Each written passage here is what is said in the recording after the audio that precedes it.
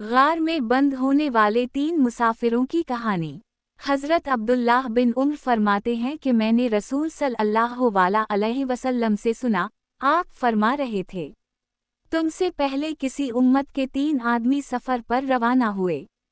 रास्ते में रात गुजारने के लिए इन्हें एक गार मिला, वो उसी में दाखिल होकर सो गए। इत्तेफाक से पहाड़ की एक चट्टान पिसली और गार के मुंह पर आ गई, जिसने बाहर निकलने का रास्ता बिल्कुल बंद कर दिया। सुबह जब वो बेदार हुए और इस खौफनाक मुसीबत को देखा, तो आपस में कहने लगे, इस चट्टान की आफत से तुम्हें बजज़ इसके कोई चीज़ निजात नहीं दे सकती कि तुम सब अपनी अपनी ज़िंदगी के सबसे ज़्यादा अच्छे और नेक अमल का वासिता देकर अल्लाह ताला से दुआ करो, वही उसे हटा सकता है। इनमें से एक ने कहा, ए अल्लाह, तो जानता है कि मेरे बहुत बूढ़े उम्र रसीदा माँ बाप थे और मैं रोज़ाना उनसे पहले अपने किसी भी बच्चे, लौंडी या गुलाम को शाम का दूध पीने के लिए नहीं दिया करता था। पहले माँ बाप को पिलाता, फिर दूसरों को।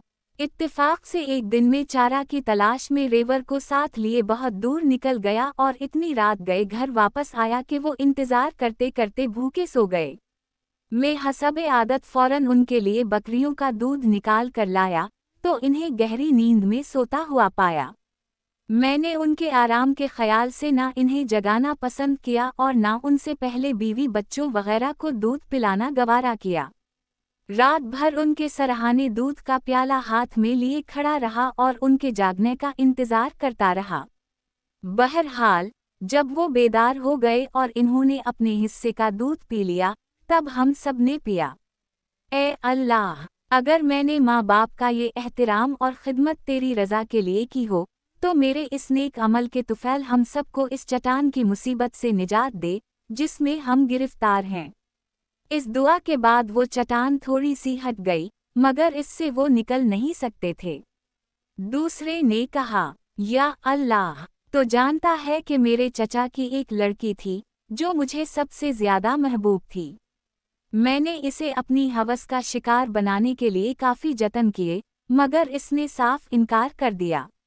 यहाँ तक कि इत्तेफाक से वो अपने ख़ानदान के साथ शदीद तरीन कहत में मुब्तला हो गई।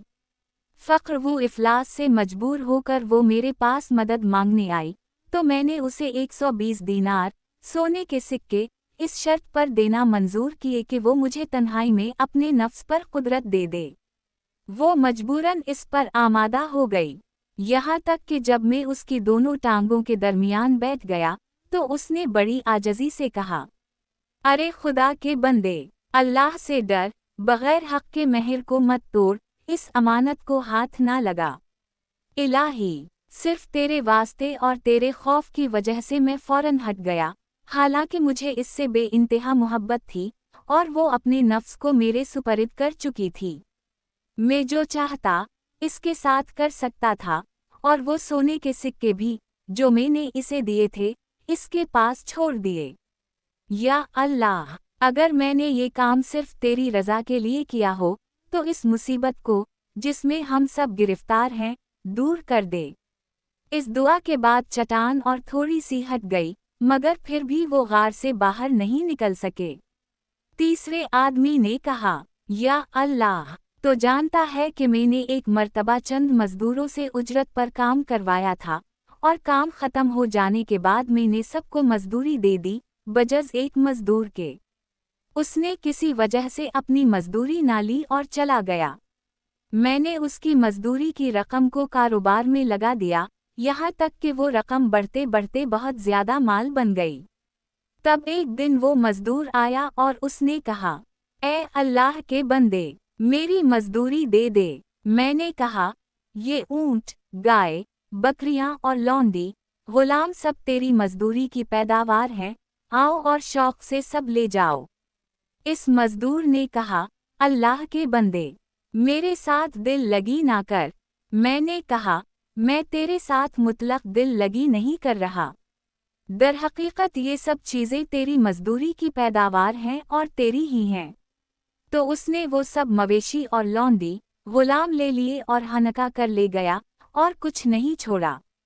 या अल्लाह, अगर ये कार्य खैर मैंने सिर्फ तेरे लिए किया है, تو اس کے طفیل ہم سے اس مصیبت کو دور فرما دے جس میں ہم گرفتار ہیں۔ چنانچہ چٹان غار کے منہ سے بالکل ہٹ گئی اور وہ اطمینان سے باہر نکل آئے۔